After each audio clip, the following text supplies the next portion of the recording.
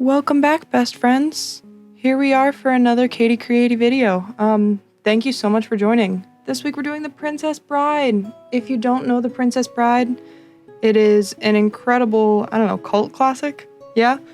And it is one of my mother's 3 favorite movies, which is a good reason as to why I'm doing it this week, but not the only reason, because the movie is just phenomenal. It's a phenomenal movie. Go watch it if you haven't. Go watch it if you have.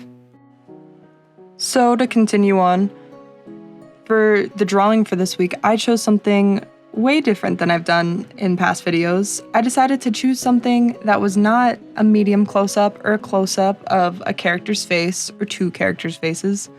I decided to choose a shot that was focused so much on the landscape and the background and the setting, because I wanted to change it up. And I was so excited for this. I was definitely a little intimidated, but I was surprised how fun not having to stress about making a human face look like a human face was. Who would have thought? No one ever told me. I do, you'll see later on, I do stress a little bit about getting the faces right. But that's okay, because it wouldn't be a Katie Creative video if I didn't obsess over random details and keep working on them until they look just right, and then never actually do any introspection about what that exactly means, and just continuing to have to do it each drawing. Wouldn't be the same without it. By the way, for my Procreate users, I use the gouache brush for this entire piece. Now about Princess Bride itself, this movie, reading about the behind the scenes of this movie was so much fun. It is so clear that the cast and the crew had the time of their lives with this movie. Oh my gosh, it was so fun to read about, and I want to tell you guys so much about it, but I'm afraid that I won't have enough time. But I'll squeeze in what I can, and if there are any more that I want to share but I don't have the time to, I'll probably drop them in a comment or something, so check that out. If there isn't, then that means future Katie did great. And if there is, then go read them. Enjoy. Before I share the first story, I want to point out something very intentional that I did with the coloring here. And you can see it in my drawing, but also the reference picture. Those background mountains and hills are much bluer and less saturated than this front grassy, meadowy area. And it's actually a pretty straightforward or pretty easy trick to do when you're painting or you're coloring, because that bluish hue that you're adding is just you adding atmosphere in between the far distance and the viewer. So if you're ever painting, keep that in mind. If you're unfamiliar with the 2 actors in this picture, they're Cary Elwes and Robin Wright. They each play Wesley and Buttercup, respectively. And one thing that is just so fantastic about the 2 of them and the making of this movie was that they were actually so smitten with each other during filming, which obviously helped the chemistry of the movie, but Elwes said that he, quote, couldn't concentrate on much of anything after the first encounter with Robin. And other members of the cast had awesome things to say about her. But Wright herself confessed in an interview after that she actually had a crush on Cary Elwes during filming and was almost convinced, quote, that they were going to be married by the end of the filming. Their chemistry was so strong that, reportedly, they had both requested multiple retakes of their final scene together, enjoying the, quote, greatest kiss in the history of kissing a little too much. By the way, before I get on to my next little story, drawing this stone wall that I just did was the most fun that I have had. Maybe that's an exaggeration. I don't know. I had so much fun drawing those stones. I want to do it again. It was so fun. It was so satisfying. I hope that it translates onto the screen how much fun I had with those. Oh, and I do it again. Oh my God, I forgot. Yeah, no. Stones are very fun. I would highly recommend to those who want to have fun in their lives. Now, I know Andre the Giant isn't in this shot that I'm drawing, but the stories involving him were just too good to pass up sharing. First off, during the filming of some scenes, the weather was super cold, especially for Robin Wright, So Andre the Giant helped her by placing his hands over her head. His hands were so large that one would entirely cover the top of her head, so he would help keep her warm by basically being her hat. And I think that's the cutest thing I've ever heard. A much less cute thing that I had heard were all of the on-set injuries that took place during this movie. Okay, so background for this one. Andre the Giant, because of his size and everything, he experienced severe back pain during shooting, so he would actually use an ATV to get him around the different locations when they were shooting. And he was always trying to get Cary Elwes to drive it for him. But eventually, Elwes agreed and said yes, but the first time driving it, he hit a patch of rocks as he was shifting gears, causing his foot to slip from the clutch and eventually become wedged between the pedal and a rock, and he ended up breaking his toe. But he tried to conceal it from the director, Rob Reiner, because he didn't want to delay filming.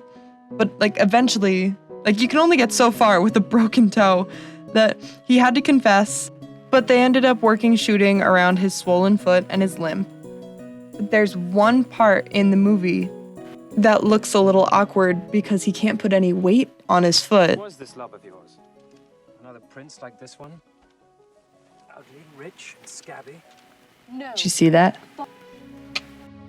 It's because he broke his toe on Andre the Giant's ATV.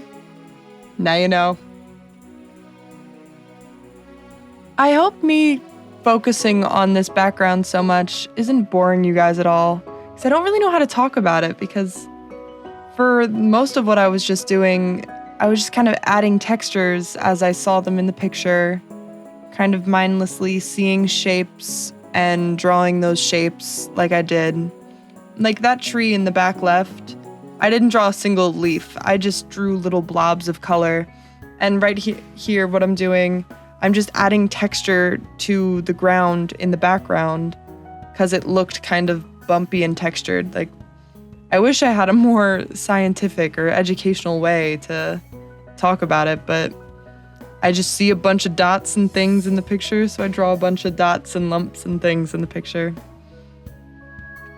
Another on-set funny was when, in the script, Wesley recognizes Count Rugen as the six-fingered man. The script calls for the Count to knock out Wesley unconscious with the butt of his sword. So when they were practicing, Christopher Guest, who played Count Rugen, he was naturally reluctant to hit Wesley, or Cary Elwes, on the head in fear of hurting him. But unfortunately, this reluctance was reading on the screen, and take after take, it just failed to look convincing. Finally, Cary Elwes suggested Christopher Guest just go for it, just at least tapping him on the head, a little bit to get the reaction timing right. But that tap that Christopher Guest ended up doing came a little too hard, and Cary Elwes was legitimately knocked unconscious, and he later awoke in the hospital emergency room. But the fun thing is that it's that take, with Elwes actually passing out, that appears in the film. Right hand. Someone was looking for you. So as you can see here, I'm starting to draw the figures in the center, Wesley and Buttercup. But I kind of take it an interesting way in that I kind of do their silhouettes first. I don't know if I would highly recommend this. I was just kind of feeling like doing it. I like to think that it made me less stressed out trying to nail the proportions later on. I don't really know if that's true, but that's what I'm telling myself. Now let me set another little disclaimer. The faces are just not right until they are, and you just gotta hold on and let it happen. They're gonna look wrong and ugly. I think the way that I'm learning that I do art, especially faces, is just to put something down and then keep tweaking it until it clicks in my brain and in my eyes. So just hold on tight. It'll get better. So while you're holding on tight, let me tell you a little bit about William Goldman. Now, if you didn't know, The Princess Bride was originally a book that got turned into a movie. And that book was written by Goldman. But Goldman also wrote the screenplay for the movie, which is really cool. So Goldman was kind of a nervous wreck. He was invited on set by the director Rob Reiner, but Goldman didn't want to, saying that he found it boring and stressful. And he actually proved to be a bit of a problem on set. The first couple of takes on the first day of shooting were completely unusable because of a barely audible chanting heard in the background, which Reiner then turned out to find it was Goldman praying that things would go well in the background on set. And then later, when they were filming the scene where Robin Wright's character Buttercup's dress caught on fire, Goldman panicked on set and yelled, "Oh my God, her dress is on fire," even though Goldman himself had written that happening into the script. So for our last on-set injury story, I would love to talk about Mandy Patinkin and Billy Crystal. They're both not in this picture, but Mandy Patinkin plays Inigo Montoya, and Billy Crystal plays Miracle Max. So Mandy Patinkin actually suffered from a bruised rib from filming this movie. But the way that he got that bruised rib was from trying to contain his laughter when shooting his scenes with Billy Crystal. Crystal was so funny that director Rob Reiner even had to leave the room when they were filming because his laughter kept ruining the takes. And what's insane is that Crystal filmed his scenes for the role of Miracle Max over 3 days for 10 hours a day each, and he, apparently, never made the same joke twice. And that's insane. That's insane. Billy Crystal is insane. He has people bruising ribs. Insane. And that, folks, about wraps it up. I hope you enjoyed the video this week. I hope you enjoyed yourself. If you take away one thing from this video, it's to go watch The Princess Bride. It's a great movie. You will enjoy yourself. Enjoy this little speedy time lapse. And before I go, a word from our sponsors.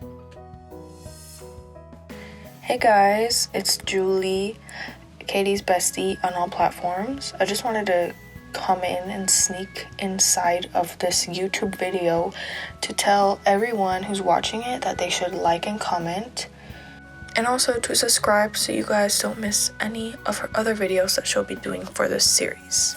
That's all I want to say. Bye, Katie. I love you.